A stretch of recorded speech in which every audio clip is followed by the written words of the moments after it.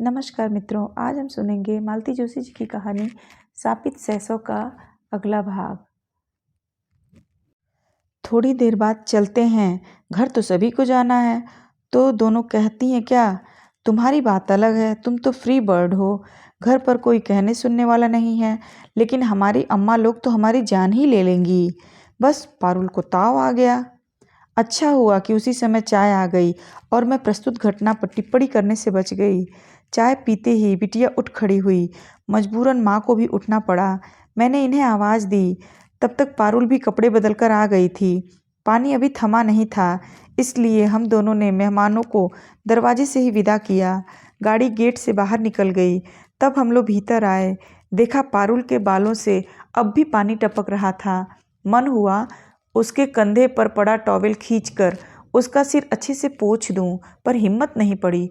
मुझे खुद विश्वास नहीं हो रहा था कि अभी थोड़ी देर पहले मैंने हल्की सी चपत लगाई थी। शायद वह मेरी अतिशय व्यग्रता का परिणाम था। बाल ठीक से सुखा लो पारुल, नहीं तो जुकाम हो जाएगा। अपना ड्रायर भिजवा दूं क्या? वह सिर्फ मुझे देखती रही। अच्छा, पहले गर्मा गर्म चाय तो पी लो। काका ने अदरक डालकर बढ़िया चाय बनाई है। चाय मैं कमरे में पी लूँगी, उसने मेरे हाथ से कप लेते हुए कहा। फिर जाते हुए दरवाजे में ठिठक कर बोली, थैंक यू मम्मी। मैं खुश थी और चकित भी। रात को इच्छा हुई कि सुसंवाद इन्हें भी सुना दूं, पर अपने को रोक लिया। क्या पता यह उपलब्धि क्षणिक ही हो, हम खुद समझ नहीं पाते। पर हमारे अवचेतन में एक अदृश्य कंप्यूटर लगा होता है जो अपने आसपास की आवाज़ों को नोट करता रहता है। उसमें जरा भी व्यतिक्रम हो जाए तो मन चौंक उठता है। उस दिन ऐसा ही हुआ। सुबह 10 बजे लूना की चिरपरिचित आवाज़ कानों में नहीं पड़ी तो मन बेचैन हो उठा। फिर सोचा, मैं भी कैसी बेवकूफ़ हूँ, लूना तो कल घर आई ही नहीं। किचन में जाकर रामधन से कहा, काका बेबी तैयार हो जाए तो ऑटो ले आना, लूना घर पर नहीं है। बेबी तो शायद कॉलेज नहीं जा रही। क्यों, तबीयत खराब है क्या? का पता, पड़ी तो है। नाश्ता किया था? हाँ, थोड़ा मोड़ा। मैं पलटकर उसके कमरे की ओर चल दी, पर रास्ते में ही ठिठक गई। मेरा कमरे में जाना उसे पसंद आएगा? झिड़क तो न देगी, पर अब बीच रास्ते में से लौटूंगी तो नौकरों के उपहास का पात्र बनूंगी। पारुल, मैंने नॉक किया। जी कड़ा करके सीधे कमरे में ही दाखिल हो गई। तुम्हारी तबीयत तो ठीक है ना? आज कॉलेज नहीं गई? इसी से पूछा। मैंने अपनी अनधिकार चेष्टा की सफाई देते हुए कहा। मुझे लगा कि अब वह कहेगी नहीं गई तो आपसे मतलब, पर वैसा नहीं हुआ। क्षीण स्वर में बोली, यूं ही नहीं गई, सिर जरा भारी लग रहा था ना, सोचा छुट्टी ही सही। सिर तो भारी होगा ही, कल कितना भीग गई थी तुम, रात को याद ही नहीं रहा। पापा से एक आध गोली ले लेती तो ठीक रहता। वैसे गोली लेने से कोई फर्क नहीं पड़ता, जुकाम तो अपनी मियाद पूरी करके ही पिंड छोड़ता है। हाँ, दवाई लेने से थोड़ा रिलीफ जरूर हो जाता है। मुझे पता ही नहीं चला कि बात करते करते मैं कब उसके पास पहुंचकर उसके सिर पर हाथ फेरने लगी थी। जब होश आया तो देखा मेरा वह स्पर्श उससे सहा नहीं जा रहा है। उसके होंठ कांप रहे हैं और उसने दोनों हथेलियों से आंखें ढांप रखी हैं। बीमारी की दशा में किसी का स्नेहिल स्पर्श क्या कयामत ढाता है, यह मुझे मालूम है। वह दिलेर लड़की मेरे सामने रोएगी नहीं, यह भी मैं जानती थी। इसलिए मैंने कहा, काका ने बताया कि तुमने ठीक से नाश्ता भी नहीं किया। देखो, मैं अभी फर्स्ट क्लास कॉफ़ी बनाकर लाती हूँ, पीते ही तुम्हारी सारी सुस्ती उड़ जाएगी। मैंने जानबूझकर किचन में काफ़ी देर लगा दी।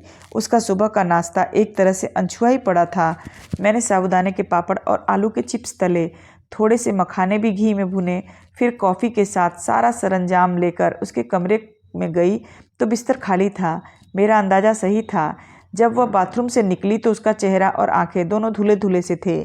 थैंक यू मम्मी, उसने कप हाथ में लेते हुए कहा।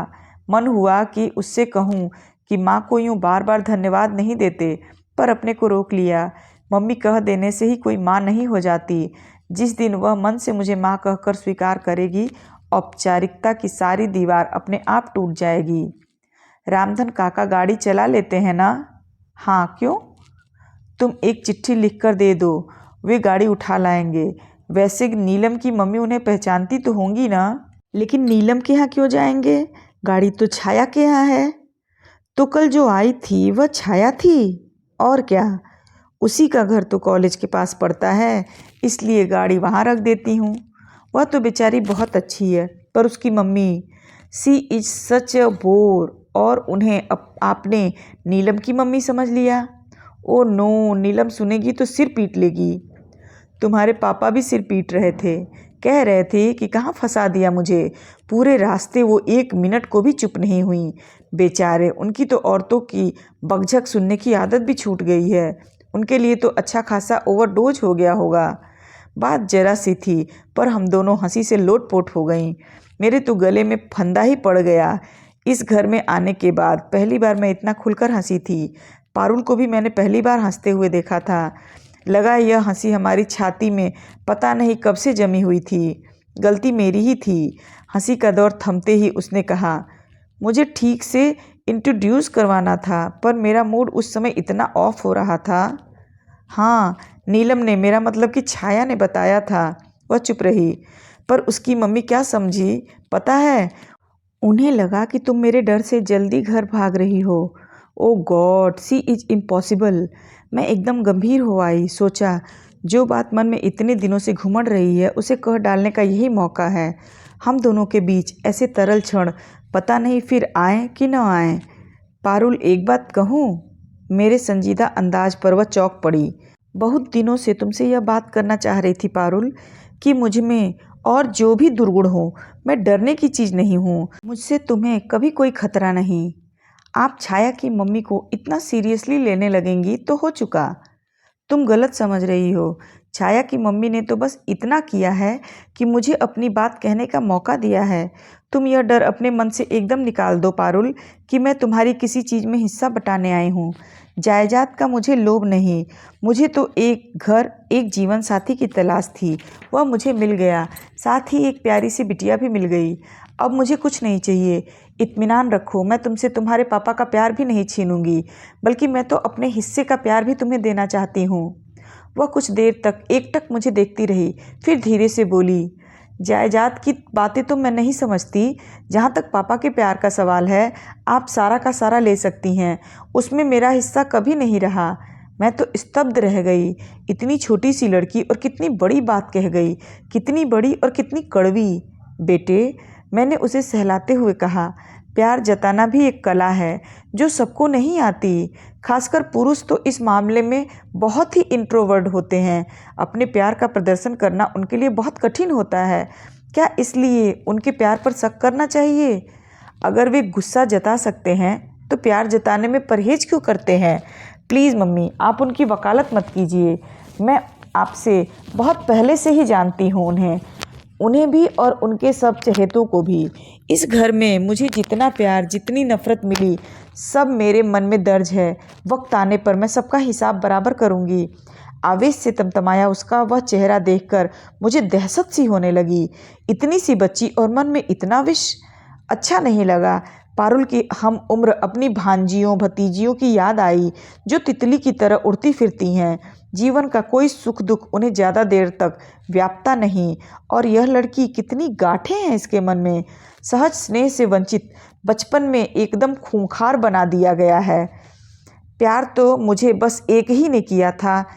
उसने जैसे अपने आप से कहा, वही थी जिसने मुझे ममता का अर्थ समझाया। पर लोगों से तो यह भी नहीं देखा गया। मृत्यु पर तो किसी का वश नहीं है ना पारुल। मैं अपनी माँ की बात नहीं कर रही। वह तुनक कर बोली, उनके प्यार का तो स्वाद भी मुझे याद नहीं। मैं तो दिद्दा की बात कर रही हूँ। दिद्दा? हाँ, मेरी आया थी, पर मेरे लिए तो माँ ही थी। उसने मेरे लिए वह सब कुछ किया जो एक माँ अपने बच्चे के लिए करती है। मेरी पूरी दुनिया थी दिद्दा, मेरी ढाल थी, मेरा कवच थी। उसके रहते कोई मेरी तरफ आंख उठाकर भी नहीं देख सकता था। फिर वह चली क्यों गई? वह क्यों जाती? परम पूजनीय दादी जी को फूटी आंख नहीं सुहाती थी ना, इसलिए बीमारी के बहाने उसे निकाल बाहर किया। कितनी बड़ी थी तुम उस समय? यही कोई 8 साल की। दिद्दा को भेज तो दिया, पर दादी से क्या कुछ संभलता था? मुझे फिर उठाकर नानी के यहाँ पटक आए। नानी बेचारी तो बिस्तर से लगी थी। घर में मामी का राज था। उन्होंने सुबह शाम जली कटी सुनाकर मेरा खून सुखा डाला। फिर साल भर बाद वापस छोड़ गईं कि हमारे बस का नहीं है। फिर बुआ जी का आगमन हुआ। आप बुआ जी से मिली हैं? नहीं तो? ज़रूर मिलिएगा, जी खुश हो जाएगा। दादी की 2 कॉपी हैं। उन्हें तो लगा शायद उन्हें रिमांड होम का वार्डन बनाकर भेज दिया गया है। आते ही शुरू हो गई। 6 महीने में मैं भी तंग आ गई। दादी से भी देखा नहीं गया। बोली लड़की को उठाकर हॉस्टल में डाल दो। पापा तो ठहरे। श्रवण कुमार, माँ की बात टालने का सवाल ही नहीं था। कितनी बड़ी थी तुम तब? 12वां चल रहा था। घर छोड़ने का दुख तो क्या होता है। हाँ, हॉस्टल की सख्ती रास नहीं आ रही थी कुछ दिन तक, फिर आदत पड़ गई। लेकिन जैसे ही पापा श्री को पता चला कि इसे हॉस्टल की लाइफ रास आ गई है, घर ले आए। आप कहती हैं कि वे मुझे प्यार करते हैं, तो एक बार तो उन्होंने पूछा होता कि निक्की, तुम्हें क्या अच्छा लगता है, किसके पास रहना चाहोगी, कहाँ रहोगी। बस मनमानी करते रहे, जैसे निक्की ना हुई कोई गुड़िया हो गई, जहाँ चाहो पटक दो। ये आखिरी बात कहते कहते उसका आवेश रुलाई में बदल गया था। मैं विस्मित थी। कभी सोचा भी न था कि यह नन्ही सी जान अपने अंदर इतना दुख, इतनी वेदना, इतना आक्रोश समेटे हैं। मुझे आश्चर्य हो रहा था कि एक ही सांस में वह मुझसे सब कुछ कैसे कह गई। पर यह सब अनजाने में ही हुआ होगा। यह दुख बरसों से उसके मन में कुंडली मारे बैठा होगा। निश्चित ही अपनी सखी सहेलियों से भी उसने कभी अपना दर्द नहीं बांटा होगा, नहीं तो उसमें इतना आवेश न होता। अपनी हमजोलियों के बोध में तो उसकी प्रतिभा एकदम दिलेर लड़की की है। उसके सामने वह अपनी करुण गाथा कभी नहीं दोहराएगी। मेरे सामने भी वह इतना नहीं खुलती, पर अपने पापा के प्रति गुस्से का इजहार करते करते वह कब भावुक हो आई, उसे खुद पता ही नहीं चला। पारुल, मैंने शांत स्वर में कहा, अगर मैं कहूँ कि वे तुम्हारे साथ कुछ दिन रहना चाहते हैं, इसलिए तुम्हें हॉस्टल से ले आए, तो क्या विश्वास करोगी? उत्तर में उसने मुंह बिचका दिया। सुनिए, वो दिद्दा के बारे में आप कुछ बता सकेंगे? अच्छे भले सो रहे थे, एकदम से उठकर बैठ गए। आंखें ऐसे जल उठी मानो मैंने कोई अक्षम्य अपराध कर डाला हो। समझ गई, लड़की ने यह तेवर बाप से ही लिए हैं। उसका भी गुस्सा नाक पर ही तो रखा रहता है। क्या जानना चाहती हो उसके बारे में? क्यों जानना चाहती हो? ये गुर्राए। बस यूं ही जरा सी क्यूरियोसिटी थी। देखो, तुम्हारा समय न कटता हो तो लाइब्रेरी ज्वाइन कर लो या फिर किसी क्लब में जाना शुरू कर दो, लेकिन ये नौकरों चाकरों में बैठकर गप्पे लड़ाना बंद करो। स्तब्ध रह गई मैं। इस तरह भी मुझे कोई गुस्से से बोल सकता है? मुझे भी ताव आ गया। डॉक्टर कुमार, याद रहे, मैं कोई 16-17 साल की ब्याहुली नहीं हूँ। आपको मेरी डिग्रियों का ध्यान नहीं रहा, ठीक है। मेरी सीनियर लेक्चररशिप को भी आपने नज़रअंदाज कर दिया, ठीक है। पर मेरी उम्र का तो लिहाज कीजिए। क्या इस उम्र में भी मुझे दूसरों के रहन सहन और तौर तरीके सीखने होंगे, अदब कायदे जानने होंगे? ये जैसे ज़मीन पर आ गिरे। सॉरी डार्लिंग, बेवजह ऑफ हो गया था, उन्होंने अपराध भाव से कहा। बाद में उन्होंने मुझे कुरेदने की कोशिश की, पर मैं चुप बनी रही। एक बात उसी समय तय हो गई थी, पारुल की आया के बारे में अगर कुछ भी जानना है तो मैं इनसे नहीं पूछूंगी, क्योंकि मैं जानती थी ये बेवजह ऑफ नहीं हुए थे। हमारी उस छोटी सी अंतरंग बातचीत के बाद पारुल में एक सुखद परिवर्तन आ गया था। जबरदस्ती ओढ़े अकेलेपन से जैसे वह एकाएक घबरा उठी। मैं किचन में होती तो मेरे इर्द गिर्द मंडराती रहती, अपने कॉलेज की, अपनी सहेलियों की बातें सुनाती, लेक्चरर्स की नकलें उतारती। मैं सुनती और सोचती, कम से कम इस काम के लिए तो माँ का घर में होना जरूरी है, नहीं तो बच्चा किसके सामने अपना जमा खर्च खोलेगा, किसे अपनी विजय गाथा सुनाएगा, किससे अपनी व्यथा कथा कहेगा। अगर कोई सुनने वाला न हुआ तो तरस जाएगा बेचारा। पारुल भी तो तरस गई थी। उसके मन में कितना कुछ जमा हो पाया था, वही तो धीरे धीरे बाहर आ रहा था। मन का भार हल्का होने से उसके चेहरे का संतप्त भाव भी बिला गया था। एक अपूर्ण कोमलता से उसका मुख उद्भासित हो गया था। जो कुछ करने को नहीं होता तो हम दोनों ताश या कैरम खेलने बैठ जाती। रामधन काका हमें चाय और पकौड़े बनाकर दे जाते। एक दिन पारुल ने पूछ लिया, आप रामधन को काका क्यों कहती हैं? बुजुर्ग हैं ना, फिर इस घर के पुराने नौकर हैं, नाम लेना अच्छा नहीं लगता। मुझे ये बातें किसी ने क्यों नहीं सिखाई? सिखाने के लिए घर में कोई होना तो चाहिए। क्यों नहीं थे? इतने सारे लोग थे, जिस तिस बात पर डांटते रहते थे। पर कायदे की बात किसी ने कभी भी नहीं सिखाई। दूसरे ही क्षण उसके चेहरे का तनाव कम हो गया। बोली, रामधन, मैं भी अब से तुम्हें काका कहूँगी, रामधन काका। रामधन हंस दिया। बेबी की इस सनक को उसने गंभीरता से नहीं लिया था, वह लेने लायक भी नहीं थी। वर्षों की आदत इतनी आसानी से छूटने वाली नहीं थी। हाँ, लक्ष्मी और रामधन से बात करने का ढंग जरूर सौम्य हो गया था, लेकिन पापा से उसकी अब तक कुट्टी बनी हुई थी। उनकी आहट पाते ही वह अपने दड़बे में घुस जाती थी। एक आध बार उन्होंने हमें साथ बैठे देख लिया था। हंसकर बाद में कहा था, युद्ध विराम चल रहा है। हाँ, अब आप नज़र तो न लगाइए। एक दिन प्रसाद दंपत्ति आ गए थे। डॉक्टर प्रसाद कुमार के दोस्तों में सबसे घनिष्ठ थे। दोनों पति पत्नी बड़े हंसमुख, खुशमिजाज और मिलनसार। यूँ तो पारुल कभी किसी मेहमान के सामने नहीं आती, पर प्रसाद अंकल से उसकी पटती है। वे आते ही उसे खींचकर बाहर निकालते हैं, कॉलेज के हालचाल पूछते हैं, कभी कभी आइसक्रीम खिलाने बाहर भी ले जाते हैं। उनके बच्चों के साथ तो वह एकदम बच्ची बन जाती है। उनका गदबदा छुटकू जो 9 साल के अंतराल पर पैदा हुआ है, बड़ा प्यारा है। पारुल तो उस पर जान देती है, देखते ही लपक कर उठा लेती है। उस दिन भी पारुल ने छुटकू को देखते ही किताब फेंक दी। फिर रवि, शशि और नन्हे हनी को लेकर सीधे छत पर चली गई। उन लोगों की धमा चौकड़ी की गूंज नीचे तक आ रही थी। दीदी, मिसेज प्रसाद बोली, अब आप भी एक प्यारा सा खिलौना ले आइए। निक्की को बच्चों का कितना शौक है, देख रही हैं ना। इस उम्र में बच्चों की कल्पना भी मेरे लिए हास्यास्पद थी। संयत स्वर में मैंने कहा, घर में जो 2 बच्चे पहले से हैं उन्हें ही मैनेज करना मुश्किल हो रहा है। नई मुसीबत मोल लेकर क्या करूँगी। कोई मुसीबत नहीं होगी भाभी, अपने आप दोनों रास्ते पर आ जाएंगे। घर में थोड़ी रौनक हो जाएगी तो इस तरह भागते नहीं फिरेंगे। और क्या, भाई साहब तो जब देखो अपने मरीजों से ही घिरे रहते हैं। दीदी, आप भी कुछ कहती नहीं। भाभी क्या कहेंगी, काम जो इतना फैला रखा है, समेटने में देर तो लगेगी। उस वक्त तो समय काटना एक समस्या थी। अकेला घर काटने को दौड़ता था, इसलिए बेचारा अपने को उलझाए रखता था। मैं दोनों की बातचीत तटस्थ भाव से सुन रही थी। एकाएक पूछ बैठी, आप इन लोगों को कब से जानते हैं डॉक्टर। कब से मतलब? हम लोग तो साथ में पढ़े हैं। तब तो आपने पारुल की मम्मी को भी देखा होगा। हाँ, मैंने देखा है, पर शायद संध्या ने नहीं देखा। क्यों डार्लिंग? हाँ, हम लोगों की शादी में वह नहीं थी।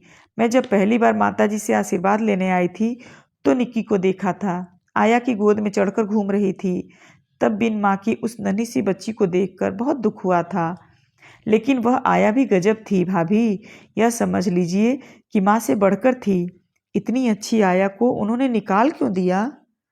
यह आपसे किसने कह लिया? निकाला नहीं था भाभी, उसे टीबी हो गई थी।